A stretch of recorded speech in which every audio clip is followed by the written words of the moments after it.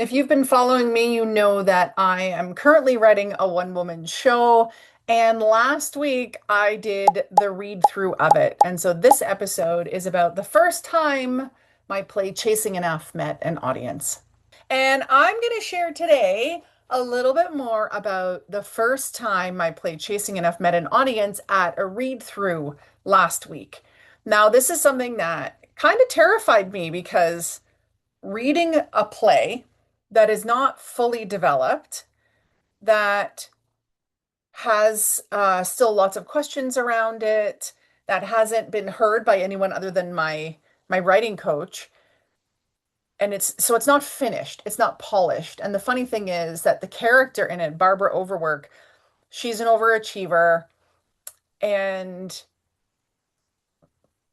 being that people are seeing this without it being perfect, finished, really fully developed is, a bit of a risk, a bit of a gamble, and very, very vulnerable. So, why did I choose to do it early? Well, first, before I kind of go through it fully, let me just explain what a read through is so that you understand a little bit more, but I'll share why I chose to do it early, what surprised me, and a little bit of my lessons that I learned. So a read through. A read through is where you take your script and you literally read what the script is. I've been learning a lot. So there's no, like, you're not really doing lighting or sound or anything. That comes more when there's like a proper workshop being done. But we moved this into more of a read through. We, as in me, and I was supported by Louisa Fung. She is also in the Creative Hub with me at Presentation House Theater. And so she was to read like what act we were in, what scene we were in, any description of the scene, and also talk a little bit more about the things that aren't seen because I'm not acting it. So read through is literally reading it. Though I decided to take an even bigger risk and act out parts of it just because I felt like those parts, it'd be more fun for my audience to be able to see some of it. So that's a read through. You read through it, and then at the end, you do a feedback session with those in attendance, asking them questions like, what was your favorite moment? What things are you confused about or need some clarifying? Maybe what moment stood out to you? And then for me, I wanted to know a little bit about, like, is it landing where I need it to land? A lot of people actually don't do this stage until maybe a year in or even further in. At least that's what I've been hearing. And so the fact that I'm kind of doing it now was brave, but I wanted to do it. So why did I choose to do it early? I really wanted to hear the script out loud. So I read, it's just me in this show. It's a one woman show. It might change later on once I start working with my director. But as I was talking to Louisa about it, she's like, you have so many characters because you're not acting. It's going to be maybe confusing for the audience. It's going to be tiring for you. And so she had a good point.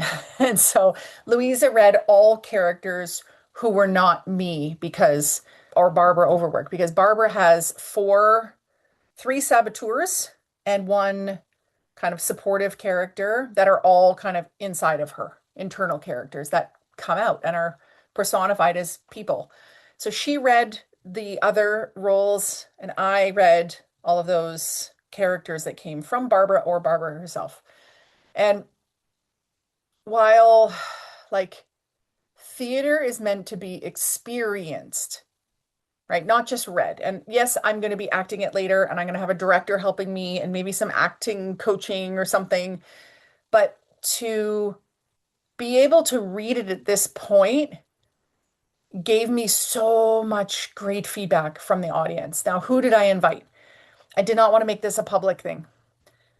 So I just wanted friends of mine or connections of mine in my network who I felt would be supportive.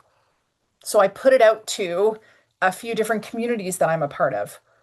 I invited people from CAPS, the Canadian Association of Professional Speakers, people from my soccer team, from my church, from my local networking group, and then friends of mine, even some neighbors.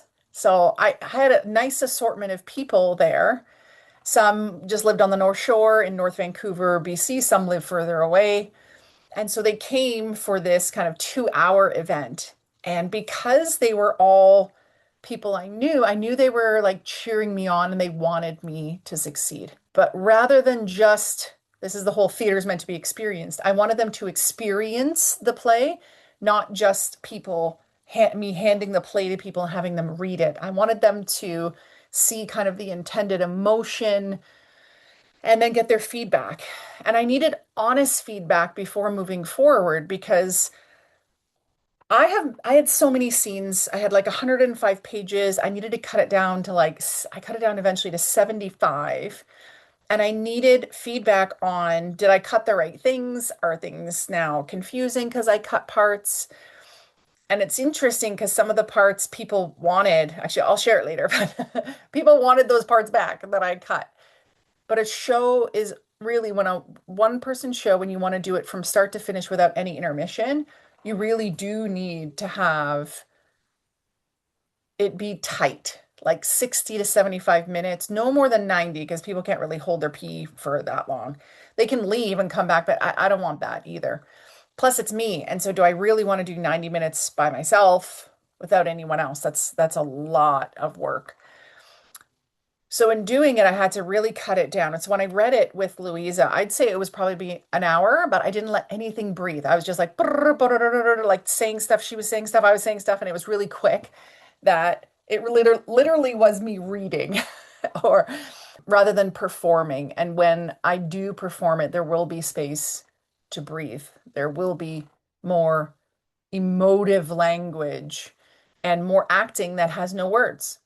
But because I wasn't acting. It was just straight reading. So it was about an hour. So I'm guessing we're pushing more 90 minutes. But that honest feedback of like, am I hitting the mark? Is the message I'm intending what they're feeling? And the other thing around this is, creating in public as and public, even though they're my friends, right? But in front of others, this is the first time anyone has heard my script other than my writing coach. Creating in public is uncomfortable, but incredibly valuable, especially if you have people that care about you and want you to succeed. They gave me some really great feedback, and it wasn't all like just fluff and you're amazing. They gave me some really honest feedback in the development of the script. So, what surprised me about this? Well, some things were really powerful, more powerful than I even intended, and caused shifts not just in who they are as like a person, but they were starting to see it as who they are as a mother or who they are as someone at a job, who they are as a friend. So they started to see in different areas of life how this show can impact them. Also, it's interesting to see where people laughed and where people didn't laugh. And so thankfully, I had the whole thing recorded. So I'm able to, while I should have recorded it from the front so I could see their reactions, just having the sound is enough, right? Is enough. Also, the emotional moments, knowing what hit emotionally. Some people said afterwards that there were moments where they almost wanted to cry because it was so sad. Other moments where they felt anxious because of the intensity of the scene. And the kind of what surprised me, and I'm going to kind of go into this later in the next episode. I'm going to talk about what I learned by letting people see my work before it was ready. So I'm going to kind of go into that a little bit more of the lessons learned. But in this time, what I realized is, I came out with a big bang, which I might actually more softly come into it so that people start to like the character before they see her in like show mode. And also, what's surprising is the ending didn't land where I wanted it to land, or I felt that it would land emotionally, that people were kind of wanting more, running more of a change. And so these are the things that now I get to go and develop. But it was surprising, different pieces, and like, oh yes, now I see how that's the case, right? So yeah, some things didn't work as well as I had hoped. There's always already one scene I'm fully cutting because it just doesn't make sense. One scene I might put right back in because they were kind of like really wanting it. And then some other little scenes where they want to make them longer. And then other pieces that weren't as clear that I need to add in. And so I need to cut before I can add if I want this to kind of work out as my intended ending for it and impact for it. And what's funny is, we don't, when I do keynotes, I just do my keynote. I don't have read-throughs of my keynote. I just do it.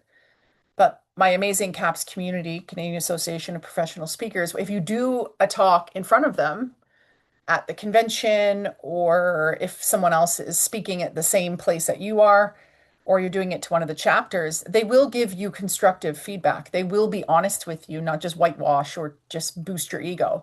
They will give you that honest feedback. And to know where my ideal audience, where it hit the mark and it didn't, that's massive, massive. So, what are kind of some of the biggest lessons kind of at this point? Audiences are smarter than we think, right? And so I was trying to write it in a way that in writing for plays and in theater, we need to show them, not tell them. And so a lot of the stuff I was doing was more TED Talky, more workshop sounding, where it was me telling them what I feel and me telling them what they should feel and the reasons behind it and everything. And so I did, I attempted to do a lot of the stripping back to show. And you asking your audience in advance, they will give you great ideas. That's why they're smarter than you think. And the next thing was less explanation and more experience. So that's a little bit of that show don't tell, but also it's around there. I tried to strip it back so much that there wasn't explaining, which also meant that they were confused at some parts. So there needs to be that really nice balance of explanation and experience. So it's really clear to your audience. Now, granted, I'm not acting, there's no props, there's no music, there's no me moving around, and there was a little bit of voice changing because again, even though it's a read through, I wanted to emote a little bit.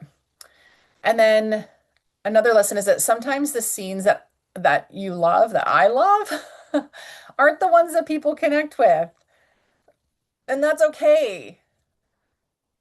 And just some tweaks that people are kind of saying, like, oh, I wanted this or this felt off. That's the greatest thing because now I can adapt. And that was the plan. Get this done by the end of June, use the summer to tweak, maybe one more read through, and then in September to do a private preview of it or a private workshop where we know it's still not completely done, but now I'm acting in it. Now we've got sound and lighting and props and set and costumes. And again, people can give feedback after. So we do some more kind of tweaking before the show is like the big grand opening of the show.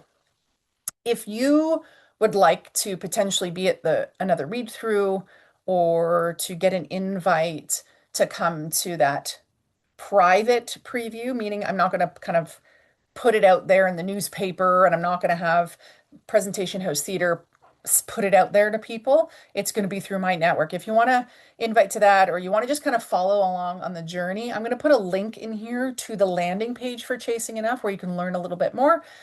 And also that gives you the opportunity to sign up so that you can get some updates and special invites to what's coming up. And the kind of next piece I'm going to be putting in probably is going to be some photos and maybe even a little bit of video from the read through. So last lesson is that the script became so much clearer because people experienced it. And while I'm now learning that I really should have filmed from the front to see their faces because then I would have known, are they on the verge of tears? Are they kind of shifting in their seat and uncomfortable? Are they bored? Are they laughing? What did they laugh at? And is it a big belly laugh or was it a little laugh? Was it some people but not everyone? Like these are the things that are going to help me really to lock in this play. So I'm just extremely grateful. You know, the support that I received, the fact that I had like 21, 22 people who care about me, people who came to support me and gave feedback, like that was just such a blessing. I feel so blessed to have people like that in my life.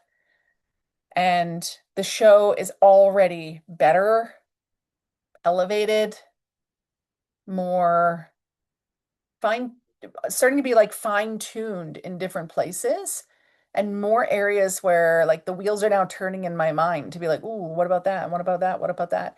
Even the night before I did it, I changed one scene to make it more interactive with the audience. But what I heard was, yeah, they liked that interaction, but they also found it very profound what I did. And I'm not going to say what I did because I want you to experience it as the show. And so that's part of how the show has become better because the creative juices of me doing it and coming up with last minute ideas and now new ideas for the next one. So it's amazing, amazing to have finally read Chasing Enough to an audience. Even though it's a private audience, it still was in public. It felt extremely vulnerable. Some parts felt risky, but because I had a wonderful, like my friends, I knew they wanted me to succeed. So while I shared kind of some overarching lessons, what I'm going to do in the next episode is talk more about what I learned by letting people see my work before it was ready. And I feel like that if you have perfectionism, that is going to be a really great episode for you. So thank you for listening. You know, your continued support to be listening to the Dynamic Women podcast just warms my heart and helps to kind of keep me doing this week after week for over 7 years now. Wow. So subscribe, make sure you don't miss any of these episodes. Know that we are on YouTube as well, and these episodes are transcribed into blogs, so you can watch them, listen to them, or read them. You have options there. Share this with a friend as well, because maybe you're going to want to come to the show and bring them. And just kind of big future picture. So some workshops, previews for private audiences in September, October, just kind of depends on when we've locked it in. And then looking at 2027 to take it on tour. So stay tuned. Maybe I'll be coming to a city near you. And if you would like to kind of be like a local ambassador connected to the show or supporting in some way or partnering with me, collaborating with me in some way, please also reach out, Diane at dianerolston.com. And while I can't lock anything in now, it's just good to know who is where in what city so that you would be the first one that I reached out to. Until next time, stay dynamic. Bye.